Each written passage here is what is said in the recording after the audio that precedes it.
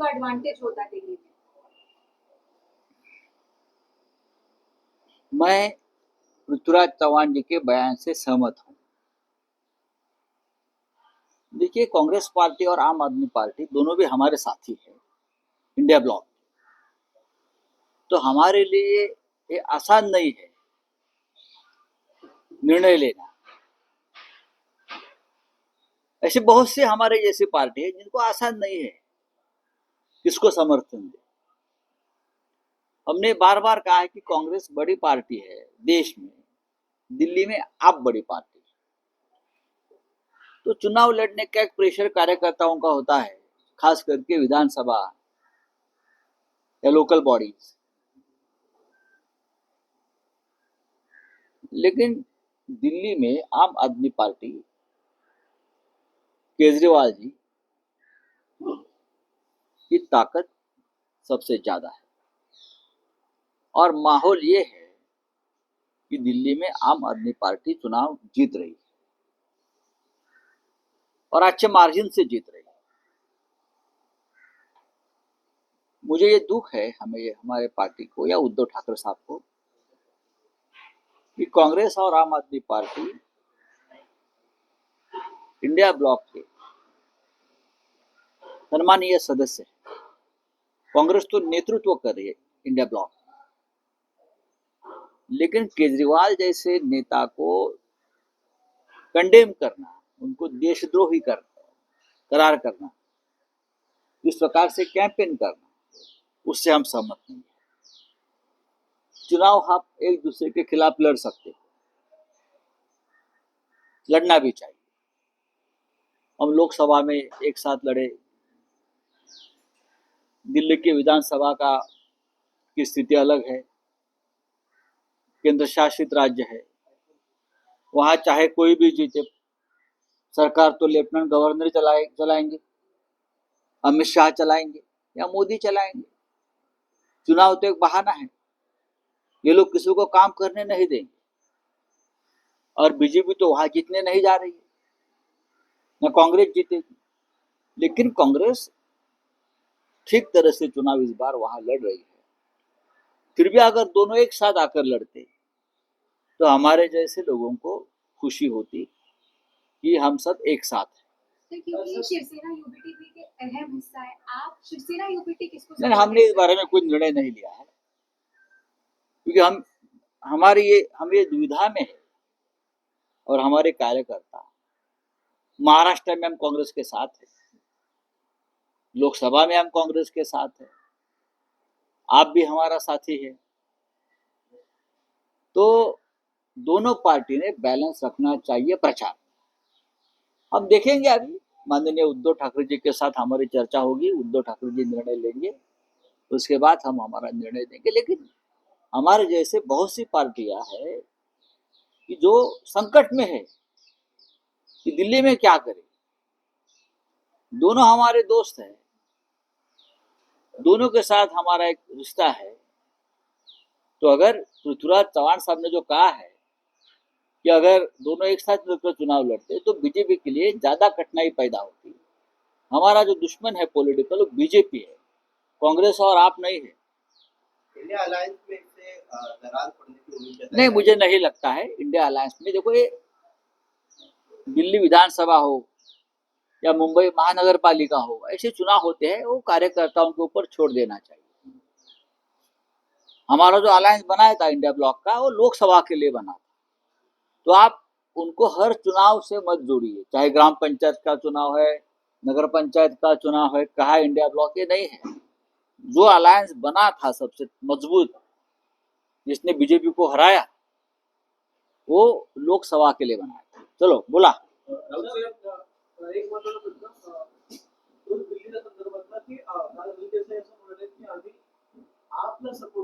कोण म्हटलंय? नाही, बरोबर आहे, त्यांनी त्यांची भूमिका मांडली, पण आमच्या पक्षामध्ये त्याच्यावरती अजूनही एक भूमिका स्पष्ट होत नाहीये। काँग्रेस ही आमचाच पक्ष आहे, आम्ही एकत्र आहोत या क्षणी। महाराष्ट्रामध्ये आम्ही महाविकास आघाडीमध्ये आहोत, केंद्रामध्ये आम्ही इंडिया ब्लॉकमध्ये आहोत। एक मात्र नक्की की केजरीवाल आणि त्यांचे सहकारी हे आमच्या संपर्कात जास्त असतात. तो संवाद असतो तो केजरीवालजी आणि संजय सिंग असतील, राघव चड्डा जे असतील, ते जे प्रमुख नेते आहेत ते शिवसेनेशी त्यांचा संवाद हा सगळ्यात जास्त आहे. हे खरं आहे. पण पृथ्वीराज चव्हाण यांनी जे सांगितलेलं आहे, जर दिल्लीची विधानसभा आप आणि काँग्रेस एकत्र येऊन लढले असते तर अधिक चांगला निकाल मिळू शकेल अशी स्थिती आहे. पण दुर्दैवाने महानगरपालिका, नगरपंचायत किंवा दिल्लीसारख्या लहान विधानसभा याच्यामध्ये हे कार्यकर्त्यांच्या दबावामुळे, ईर्षेमुळे या गोष्टी शक्य होत नाहीत. जे दिल्ली विधानसभेच्या बाबतीत घडलंय काँग्रेस आणि आपमध्ये, ते उद्या कदाचित मुंबई महानगरपालिकेच्या बाबतीत सुद्धा होऊ शकतं.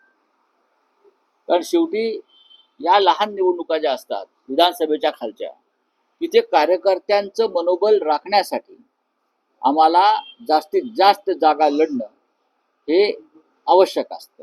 नाही, पण राऊतसाहेब, तुम्ही ज्या इंडिया अलायन्सचा उल्लेख करतात त्या बाबतीत तेजस्वी यादव असं म्हणाले आहेत की इंडिया अलायन्स हे इतिहास जमा झालेला आहे. याच्याशी तुम्ही सहमत आहात का? नाही, मी सहमत नाही. इंडिया अलायन्स जेव्हा लोकसभा निवडणूक येईल तेव्हा पुन्हा इंडिया अलायन्स निर्माण होईल. आजही आहे.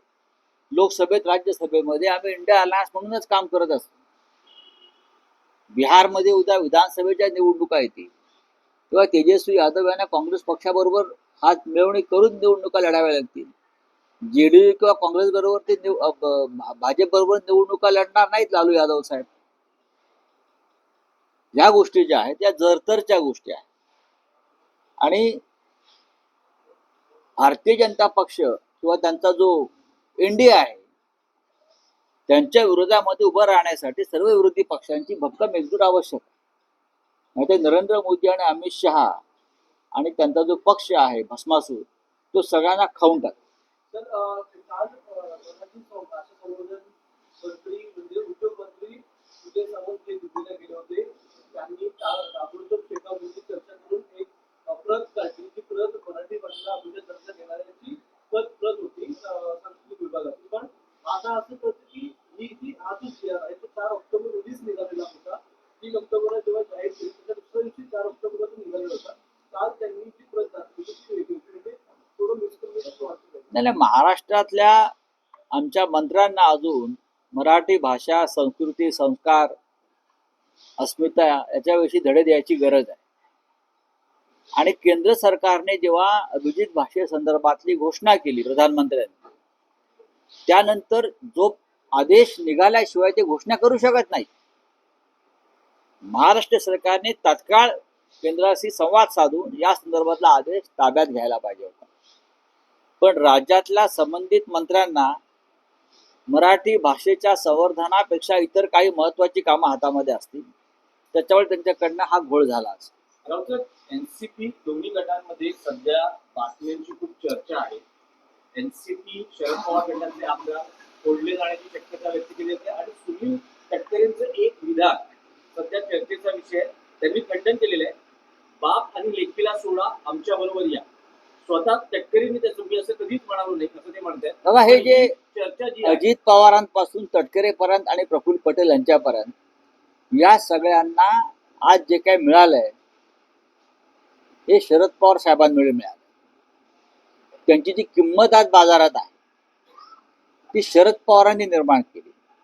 जसं आमच्याकडे एकनाथ शिंदे पासून त्यांच्याबरोबर जे 40 चोर गेले, त्या चोरांची किंमत जी आहे ही शिवसेना, माननीय बाळासाहेब ठाकरे, उद्धव ठाकरे यांच्यामुळे आहे. पण ज्या प्रकारची भाषा ही खरी असेल की बाप लेकीला सोडा आणि आमच्याकडे या, ही भाषा म्हणजे अमानुष आहे, क्रूर आणि निर्घृण आहे. संतोष देशमुखचा खून जेवढा निर्घृण आहे तेवढीची भाषा निर्घृण आहे. ज्या पितृतुल्य नेत्यानं तुम्हाला या स्तरावर नेलं, तुम्ही बाप आणि लेकीला सोडा या भाषेपर्यंत येता का? तर तुम्हाला केंद्रामध्ये एक मंत्रिपद मिळवायचं आहे आणि अमित शहाला खुश करायचं आहे, मोग्याम्बोको खुश करणार हा. म्हणून पवार, आणि मला आश्चर्य वाटतंय पुन्हा या कठीण परिस्थितीत पवार साहेबांनी 8 खासदार निवडून आणले. त्या परिस्थितीत कष्ट करून ते जर सोडून जात असतील त्यातले काही लोक, तर मला असं वाटतं ते रावणाचे वंशज आहेत.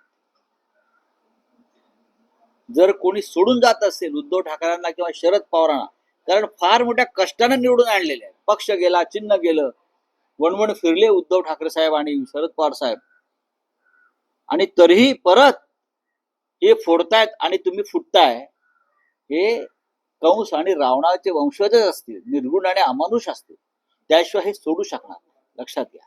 राऊतसाहेब, विधानसभा निवडणुकीत RSS ने जी व्यूहरचना आखली किंवा भाजपच्या विजयात जो सहभाग नोंदवला, शरद पवार यांनी काल बैठकीत RSSचं कौतुक केलं आहे आणि इंडिया किंवा महाविकास आघाडी संदर्भातही त्यांनी म्हटलंय की लोकसभा निवडणुकीच्या विजयाच्या नोंदीत होते आणि विधानसभा निवडणुका या हाताचा मळ असल्यासारखं वागले गेले किंवा त्या आविर्भावात राहिले.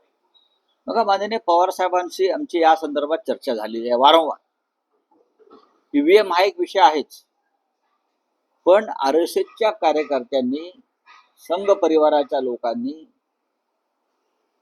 बूथ मॅनेजमेंट ज्या पद्धतीनं राबवली ते कौतुकास्पद होतं. हे मान्य केलं पाहिजे. प्रत्येक बूथवरती किती मतं वाढवायची आणि कशा पद्धतीनं वाढवायची, कशीही. मग यंत्रणा विकत घेणं, यंत्रणेवर दबाव आणणं, प्रत्येक बूथ नुसार त्यांनी काम केलं, त्याचा त्यांना फायदा झाला. गैरप्रकार नक्कीच प्रत्येक बूथवर झालेले आहेत, हे आम्ही समोर आणले. त्यात तसं नसतं तर प्रत्यक्ष झालेलं मतदान आणि मोजलेलं मतदानात जो फरक दिसतोय तो दिसला नसता. म्हणजे बूथ यंत्रणा ताब्यात घेऊन मतं टाकण्यात आली आहेत तिथे, त्याचा हिशोब लागत नाही. हे जर RSS ने केला असेल तर त्याचं कौतुक मी करणार नाही. पण लोकसभा निवडणुकीत विजयानंतर गाफील राहिलो हे पट्ट मला मी मळ असल्यासारखं. नाही, ठीक आहे, विजयाची आम्हाला खात्री होती, पण गाफील कोणीच नव्हतं. विजयाची खात्री होती, पण ज्याला निवडणुका लढायच्या आहेत आणि जिंकायच्या आहेत त्या प्रत्येक उमेदवारांना आपली यंत्रणा ताकदीनं राबवली. राष्ट्रवादी काँग्रेस पार्टीच्या लोकांनी राबवली. मी स्वतः पाहिलेलं आहे. बारामती मतदारसंघात युगेंद्र पवार का गाफील होते का?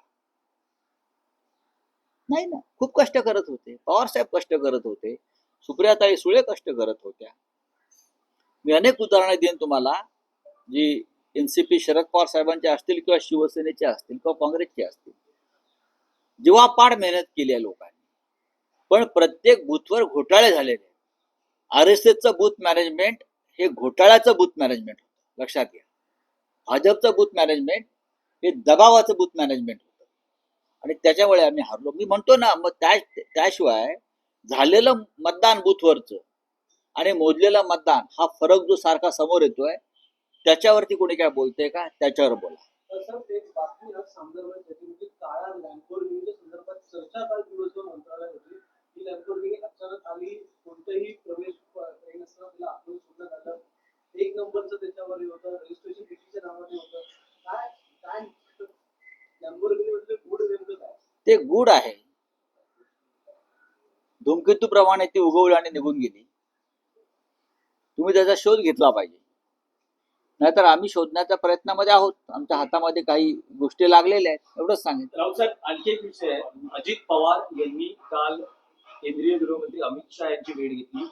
धनंजय मुंडेंच्या राजीनाम्यासंदर्भात राज्यात दबाव वाढतो आहे असं म्हटलं जाते की अमित शहानी या प्रकरणाची माहिती घेतली, पण अजूनही धनंजय मुंडे यांना अभय दिलं जातं.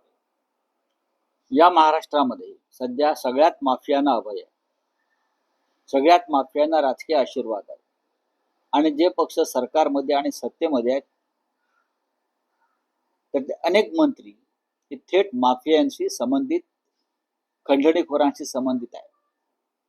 धनंजय मुंडे यांच्या राजीनाम्यासाठी सर्व स्तरावर दबाव आहे, आक्रोश आहे. अजित पवारांची हिंमत नाही आणि देवेंद्र फडणवीस यांची हिंमत नाही, कारण ही संतोष देशमुख यांचा खून, सोमवंशी सूर्यवंशी यांचा खून हे फार मोठं षडयंत्र आणि कारस्थान होतं. त्याच्यामध्ये नक्की काय आहे हे सांगण्यापेक्षा आपली मतबँक सांभाळण्यासाठी जातीची मतबँक वोट बँक सांभाळण्यासाठी खऱ्या खुन्यांना वाचवण्याचा प्रयत्न सुरू आहे, तो निषेधार्ह आहे.